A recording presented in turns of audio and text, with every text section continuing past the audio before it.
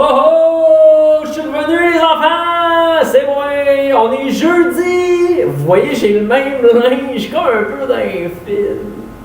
Ou dans des émissions de talk show, je fais toute la même émission, mais c'est tout enregistré la même journée. Donc j'ai la même chemise, je me suis pas changé, je me suis dit, qu'à tout bad, là. Vous savez, j'ai enregistré ça la même journée, ok? Mais je l'ai pas mis en ligne la même journée. Bon.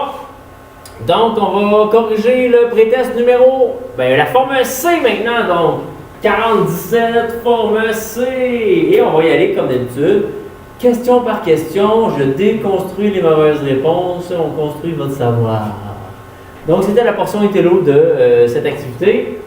Donc, on prend la première page et la première question. Donc, crayon rouge, bien évidemment.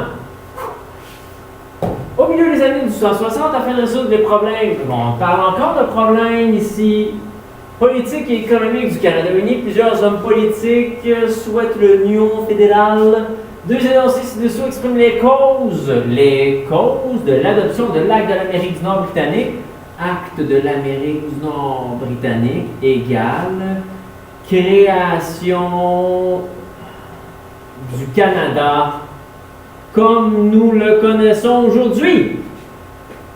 Du Canada d'aujourd'hui, pas avec les mêmes provinces, bien évidemment, mais avec la Constitution fédérale, l'Union fédérale 1867. Okay? Bon. Problème politique, problème économique, donc on va trouver les problèmes.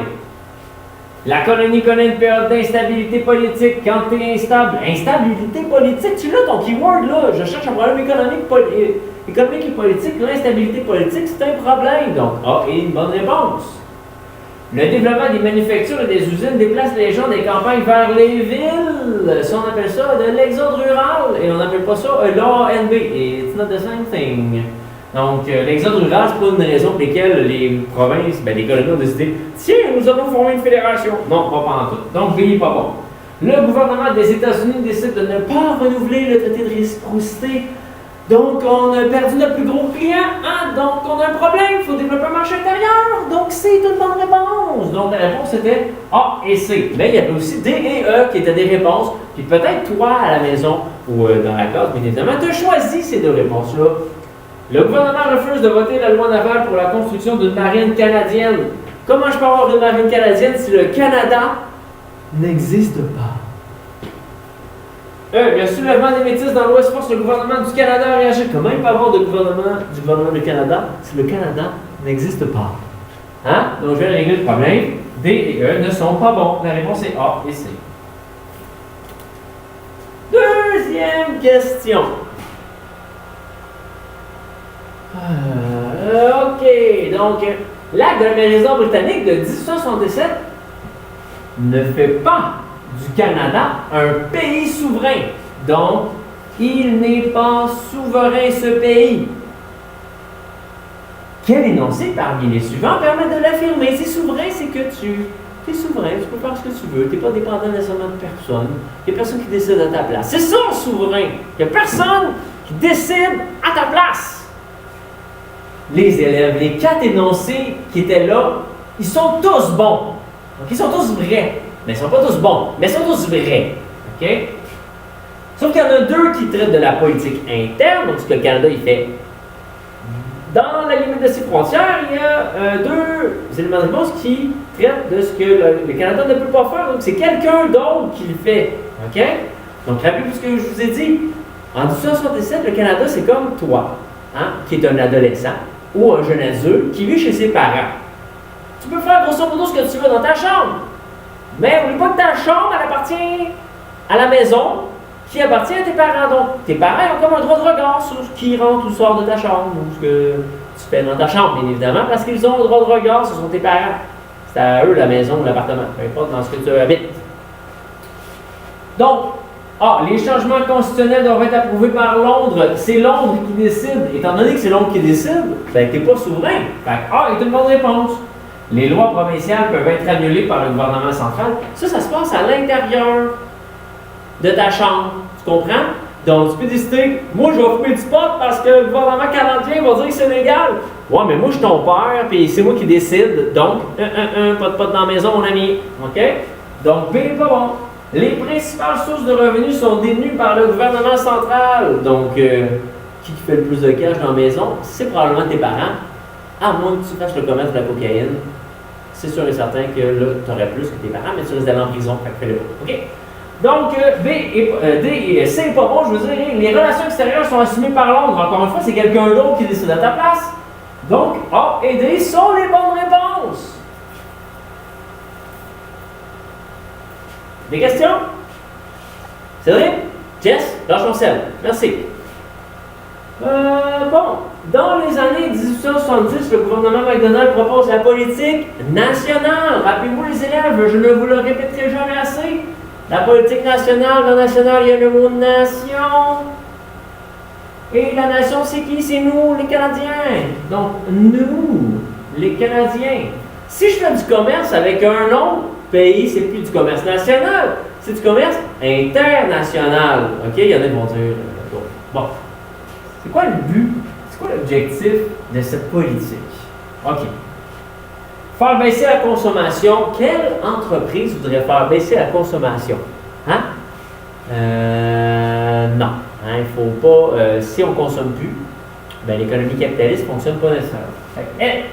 Ça n'est pas bon. Là, j'ai relancé l'économie canadienne, développé les nouvelles régions, augmenté la production locale.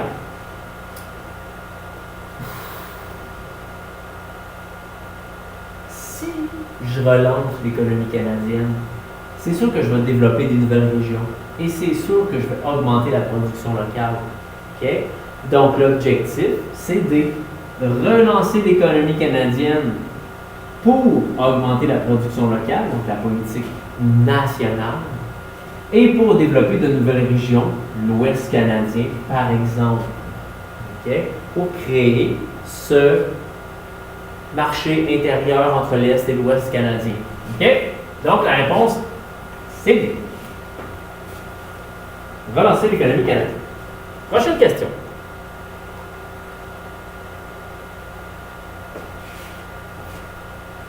Parmi les éléments suivants, quels sont les trois principaux volets de la politique nationale proposée par McDonald? N'oubliez pas les élèves, le triangle. Triangle. Et dans le triangle, il y avait les douanes. Pourquoi j'ai besoin d'augmenter les tarifs douaniers? Avec l'argent que je vais faire un chemin de fer. Qu'est-ce que je vais faire avec mon chemin de fer? Je vais aller peupler l'Ouest. Donc, en peuplant l'Ouest, ben, je vais pouvoir créer mon marché intérieur Est-Ouest.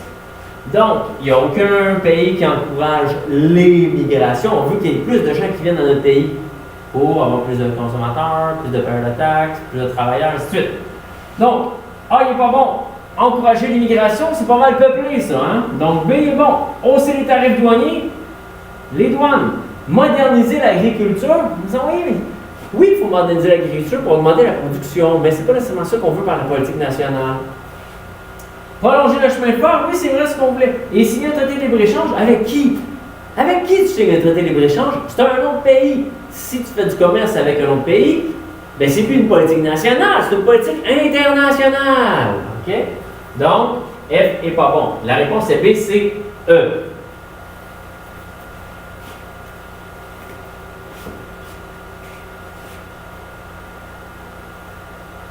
Prochaine question. Parmi les éléments suivants, lesquels peuvent être considérés comme un effet de la politique nationale de McDonald's au point de vue économique?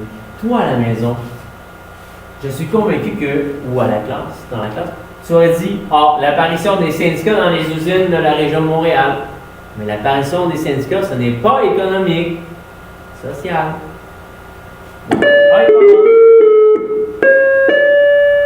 J'aurais vraiment dû me chronométrer encore sur celle-ci, mais c'est pas grave. Le développement rapide de l'industrie de l'aluminium, deuxième phase de l'aluminium. C'est compliqué à faire de l'aluminium, là. OK? On ne fait pas ça la première phase ou la politique nationale. OK? Le ralentissement de l'immigration vers les États-Unis, c'est pas économique, ça non plus. Donc, la seule réponse plausible est C. Le développement rapide des industries de textile et d'alimentation, après la politique nationale, c'est la première phase d'industrialisation. OK? Prochaine question. La réponse étant toujours... la réponse était C. Hein? Donc, on va Changer de question. Entre 71 et 1901, la portion des Québécois qui vit dans les villes passe de 20 à 36%. Donc, 2 des 5 facteurs énumérés ci-dessous favorisent, donc aide, permet, ok, l'urbanisation. Lesquels?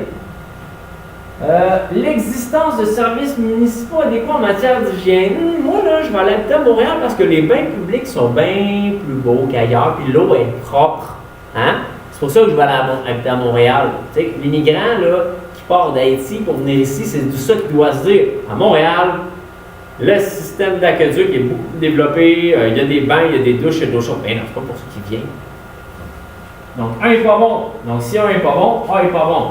L'ouverture de nouvelles zones de colonisation. Ben, tu sais, quand je colonise, là, ben, je m'en vais à un endroit puis je développe. Je pars de zéro puis je développe. Okay? Là, on parle de mouvement d'urbanisation. Fait qu'on s'en va en ville. On part de la campagne pour aller en ville. Okay? Donc, ça peut pas être des zones de colonisation. Okay? La diminution du taux de natalité. Si je fais un moins de bébés, il y a nécessairement moins de gens qui vont aller partir de la campagne vers les villes. Donc, 2 n'est pas bon.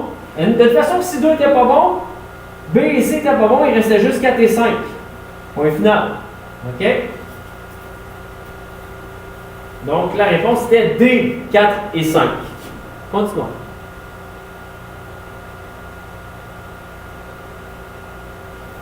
À quelle période de la ligne du temps suivante correspond la deuxième phase d'industrialisation au Québec? Si on monte plus haut, on a la conséquence. Non, on n'a même pas la date. Excusez, je me suis trompé. C'est pas cette version-là de pré-test. Bon, donc, la ligne, comme je vous ai dit, la ligne forte, c'est 1900. Avant 1900, c'est la première. Après 1900, c'est la deuxième. Donc, la réponse est B. OK?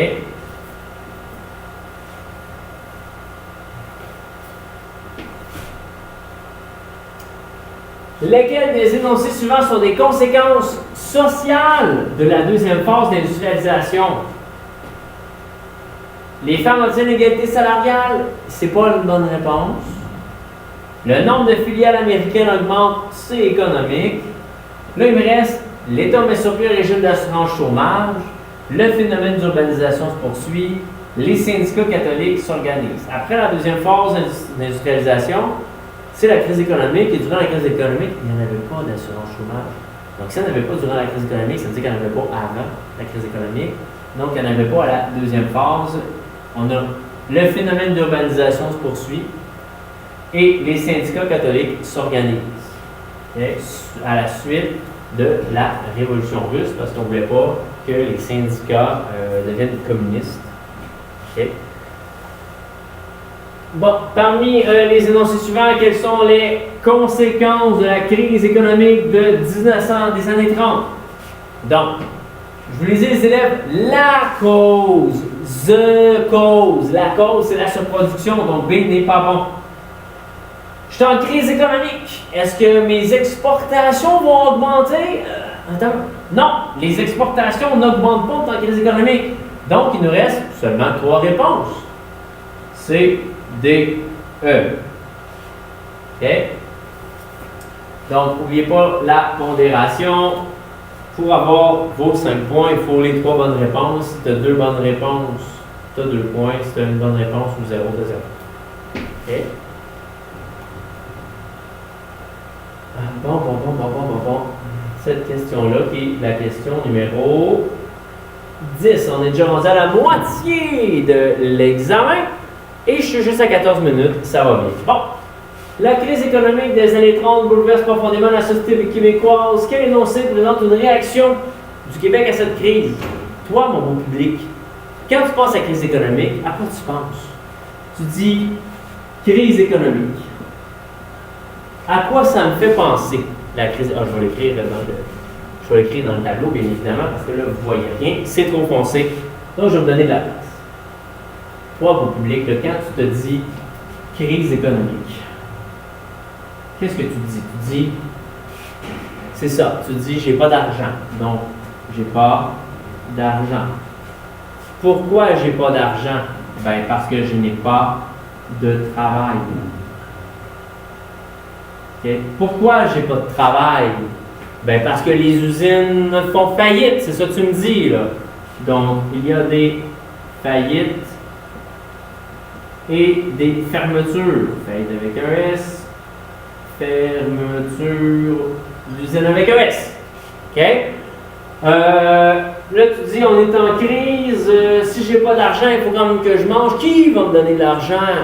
Qui peut me donner de l'argent? Qui peut m'aider? Bien, l'État va aider. Donc, il va y avoir une augmentation des dépenses de l'État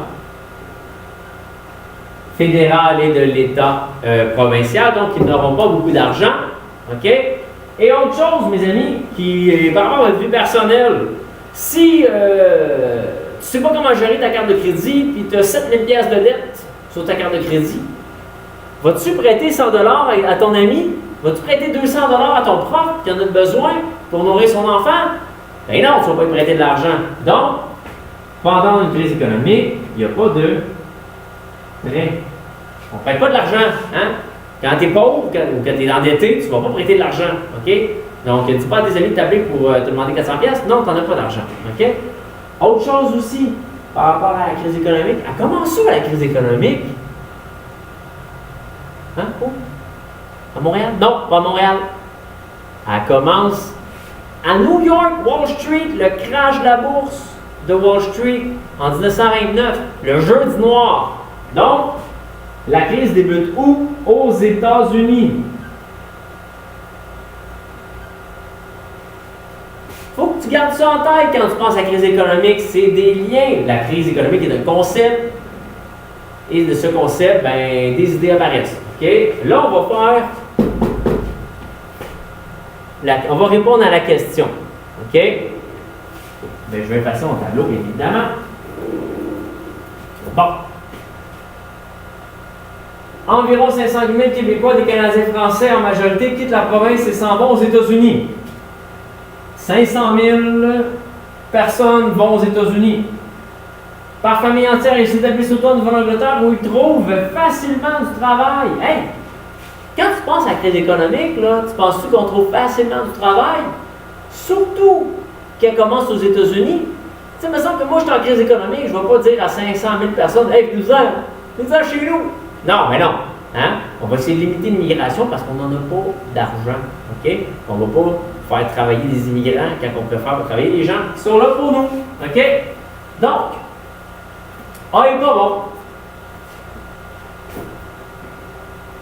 OK, B est bon. Hein? B est bon, mais je vais vous expliquer pourquoi les deux autres sont pas bons parce que je sais que Jessica va dire ben, s'il parle de D, ça veut dire que B est bon. Bon, bravo Jessica, tu as deviné, hein? Tu suivis dans mon esprit. Donc, croyant trouver dans le retour à la Terre une solution permanente et efficace au chômage. Donc, c'est le seul qui parle de trouver une solution permanente et efficace au problème de chômage. Ouais, mais moi, je sais pas, c'est qui Tachereau?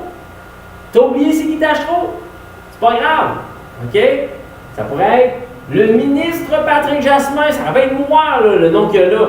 Peu importe. C'est le seul qui te parle de solutions au chômage. Crise économique. Il faut trouver des solutions hein, pour combattre le chômage. Pourquoi le C n'est pas bon? La réponse est en B. Le gouvernement du Québec nationalise les compagnies d'électricité. Hey, pour nationaliser les compagnies d'électricité, à un moment, ça a coûté 653 millions, je pense, à ma mémoire. Là. OK? Nationaliser les compagnies d'électricité. OK? Donc, le gouvernement n'a pas d'argent pour acheter les compagnies d'électricité. OK? Encore, il ne l'a pas encore, il va l'avoir plus tard. OK? Et E, étant donné le faible coût de la main-d'œuvre en période de crise, le Québec profite pour développer les mines du Nouveau-Québec grâce à des investissements américains. Tu es endetté, vas-tu aller investir ailleurs? Non. OK? Tu vas investir chez vous, puis quand tu vas sortir de l'endettement, là, tu vas aller investir ailleurs. C'est un peu normal. Avant que je prenne de l'argent à mes amis, ben, je vais payer ma carte de crédit, je vais payer mon hypothèque de maison, je vais payer mon prêt auto. OK? Donc, la réponse est B. Continuons. On est rendu à la question 11. Question. OK. Quel énoncé de chacun des ensembles suivants décrit l'organisation de la société du début du 20e, donc 1900, jusqu'à la crise, bon, 1939, parce que la crise a fini en 1939. Bon, les femmes obtiennent le droit de vote au fédéral, l'État rend l'application scolaire obligatoire jusqu'à 16 ans, où les ouvriers obtiennent la semaine de 40 heures. Quel élément social parmi les trois est quand même le plus important? Ben, c'est pas l'État rend l'application obligatoire jusqu'à 16 ans, ça c'est plus tard. Les ouvriers obtiennent la semaine de travail de 40 heures, non. Donc, c'est le droit de vote des femmes. OK? Donc, le droit de vote des femmes au fédéral au niveau social. Donc, 1 est la bonne réponse. Au niveau politique, le Canada obtient la responsabilité ministérielle 1848. Donc, c'est dans vos cahiers, c'est pas bon. Le Canada se donne une nouvelle constitution 1867. Donc, c'est pas bon parce que c'est pas à l'intérieur des dates qu'on a besoin. Donc, c'était simple. Le Canada affirme une certaine autonomie en matière de politique extérieure avec le statut de Westminster en 1931. Et dernièrement, là, je suis convaincu qu'il y en a des gens, parce que là, je vais baisser pour qu'on puisse voir, qui ont choisi le 9. Parce qu'ils se sont dit, écoute, Pat, dans la question, on parle de crise économique, puis moi, je vais te dire que toute la période a été marquée par la crise économique. On va faire un calcul mathématique bien simple. Début du 20e, 1900. OK? Je vais mettre 1901. OK? Parce que le 20e siècle, c'est 1901 à 2001. Donc, 1900 jusqu'en 1929, parce que 1929 correspond au début de la crise économique. 1929 jusqu'à 1939, qui marque la fin de la crise économique et le début de la Deuxième Guerre mondiale. Là, tu vois, je te demande un petit calcul bien simple comme ça. Entre 1901 et 1929, il y a combien d'années? 29 moins 1, ça donne 28 ans. Entre 39 et 29, il y a combien d'années? 10 ans. Bon. Donc, la crise économique, elle a juste duré 10 ans. Et pendant les 28 années précédentes, on était dans la première phase d'industrialisation, la deuxième phase, excusez-moi, d'industrialisation, la guerre mondiale, les années folles. Donc, est-ce que je peux dire que toute ma période est marquée par la crise économique? Tu sais, si tu as 19 ans, puis tu as sorti avec une personne pendant 2 ans, puis que vous laissez, est-ce que tu peux dire que tu as raté ta vie parce que cette personne-là, tu n'es plus avec? Non, tu as été 2 ans avec sur tes 19 ans d'existence, donc pendant 17 ans, tu as vécu du bonheur, pendant la fin de ta deuxième année, ça a bien été. OK? Donc, tu comprends? Tu ne peux pas dire que la crise qui a duré 10 ans, tu sais, a caractérisé 39 ans. Donc, elle a juste caractérisé un tiers, dans le fond. Non, même moins que ça. OK? Donc, un quart de toute la période. Donc, la réponse, c'était pas 9.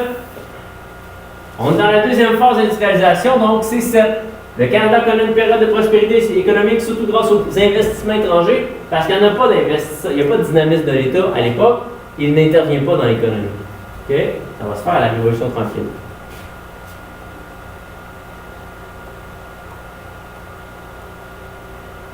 Question suivante, ordre chronologique.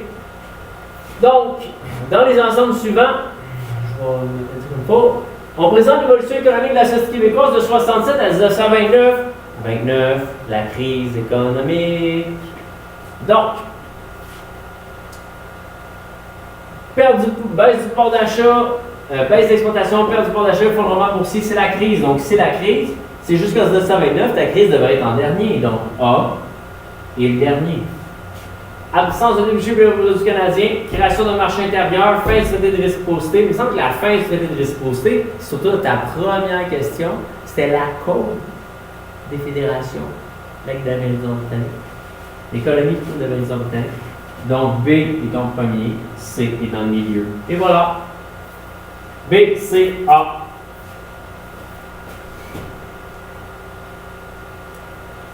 Parmi les énoncés suivants, lesquels caractérisent l'État québécois des années 60, donc 61, 62, 63, et ouais. Il confie au clergé la responsabilité d'instruire et d'éduquer la jeunesse, ça c'est Duplessis, c'est 45 à 60. Il laisse à l'entreprise privée le soin de développer l'économie, c'est encore Duplessis. Il se montre conservateur en matière sociale. C'est A la réponse. Il est le grand responsable du développement économique et social. La Révolution tranquille, c'est l'État-providence, c'est l'intervention de l'État dans toutes les sphères de la société québécoise.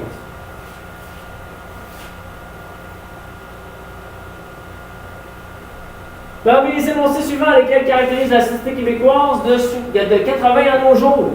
OK, bon. La mise en place de l'État-providence. Donc, l'État-providence, c'est pas bon, parce que l'État-providence, c'est la Révolution tranquille, 60-66. Donc, si 3 n'est pas bon, C et A ne sont pas bons. La baisse du taux de chômage. Donc, la baisse du taux de chômage des années 80 à aujourd'hui, le taux de chômage tourne autour de 7% environ. OK?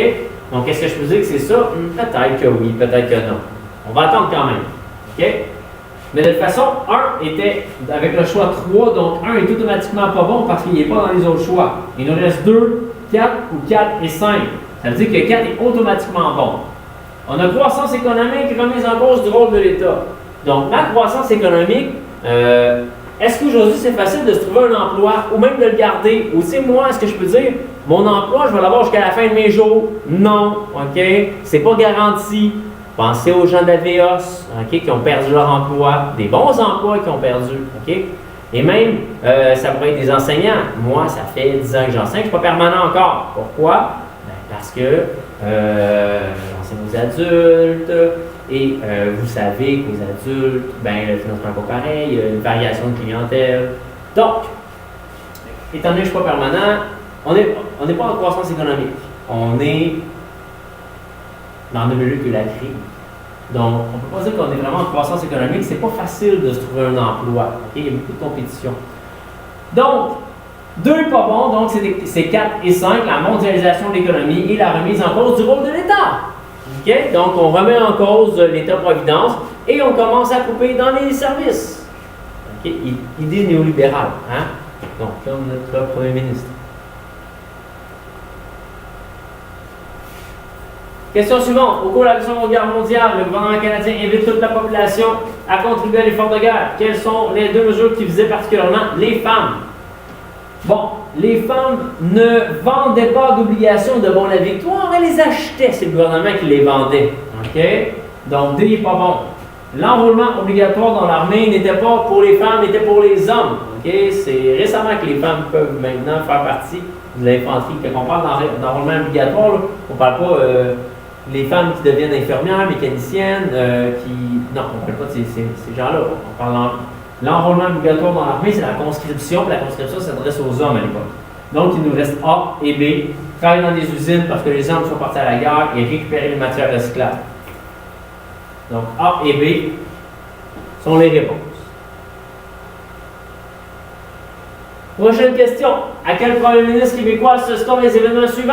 Électrification rurale, adoption du drapeau, fleur d'Elysée, grève de l'amiante, loi du cadenas. Je vous l'ai dit.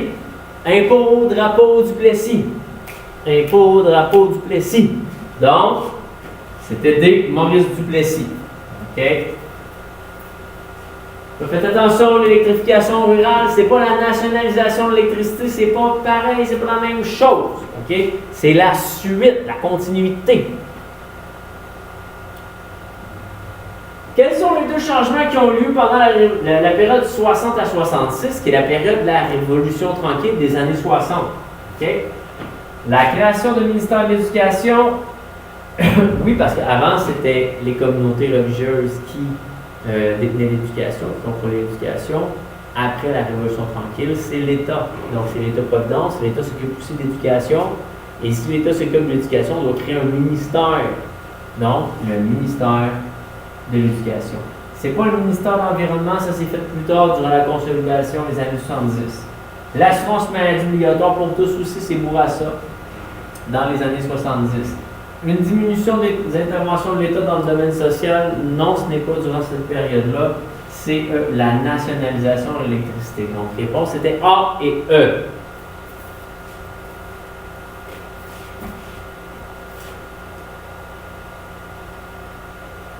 Cette question-là, la question 18. OK? Tu allais à la question 15. 15, c'est pratiquement la même question, là. Tu faisais quasiment du copier-coller. OK?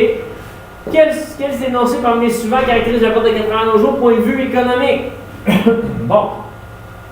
C'est la mondialisation. Parce que c'est la réponse que tu as choisie. Étant donné que tu as choisi la mondialisation, bien, la mondialisation, c'est avec d'autres pays. Donc, c'est le libre-échange. Étant donné que le libre-échange, ce n'est pas le protectionnisme, c'est le contraire. Le protectionnisme n'est pas bon. On n'est pas en croissance économique, vous l'avez mis. Donc, on est en crise des finances publiques. C'est pour ça qu'on est dans une période d'austérité. Le public, bien, les finances publiques ne vont pas bien. Bien, on pourrait dire qu'ils vont bien quand on prête 1,5 milliard à Bombardier. Mais c'est chacun son opinion, bien évidemment. OK? C'est la mienne. Qui suis-je pour juger? Donc, crise des finances publiques, libre-échange, mondialisation de l'économie. Tu ne peux pas mettre libre-échange et protectionnisme, c'est le contraire. L'un est le contraire de l'autre. OK? Donc, A, C, D étaient les réponses. Question numéro 19. De 66 à 80, indice de temps, c'est la période de la consolidation. Donc, on poursuit les réformes entreprises pendant la Révolution tranquille. On n'est pas pendant la Révolution tranquille. On poursuit les réformes qu'on a faites là. Donc, ça veut dire que ça continue. On ne peut pas revenir en arrière. Ça continue. Donc, impôt, drapeau, Duplessis. 1 n'est pas bon. 5 n'est pas bon non plus. Impôt, drapeau, Duplessis. OK? La privatisation des sociétés d'État, crise des finances publiques. Donc, c'est 80 à nos jours. 3 n'est pas bon, c'est 2. Développement de la Baie James. Baie James, Bourassa, B, Boo. Le son B revient 2 fois. OK? Mise en place de l'État-providence, vous l'avez écrit dans une autre question, c'est durant la Révolution tranquille, donc la réponse est 4. La Charte de la langue française, loi 101. Donc 2, 4. Et dans le dernier, tu ne peux pas choisir le ministère de l'Éducation, tu l'as mis à Révolution tranquille. OK? Il n'y a pas de réduction dans les services sociaux, c'est à cause de la crise des finances publiques qu'on va réduire les services sociaux, donc c'est 8. OK? 2, 4 et 8. Et la dernière question, et non la moindre. Placez en ordre chronologique les éléments suivants. Ben, avant de les placer en ordre chronologique, on va essayer de deviner c'est quoi. Rejet de l'accord de Lac-Meach, accord de libre-échange nord-américain. Libre-échange, on a entendu parler, donc c'est 80 et plus. Droit de vote accordé aux femmes au Québec. Début de la Seconde Guerre mondiale. Seconde Guerre mondiale, 1939. OK, le début de la Seconde Guerre mondiale. Plébiscite sur la Constitution, donc 39-45. OK, on est dans la Seconde Guerre mondiale. 15 octobre, adoption de la loi 101. Hey, la loi 101, c'est-tu la Charte de la langue française, ça, Pat? Oui, c'est exactement la Charte de la langue française. Dans la question juste avant celle-là, on t'écrivait 66 à 80, période de consolidation. OK?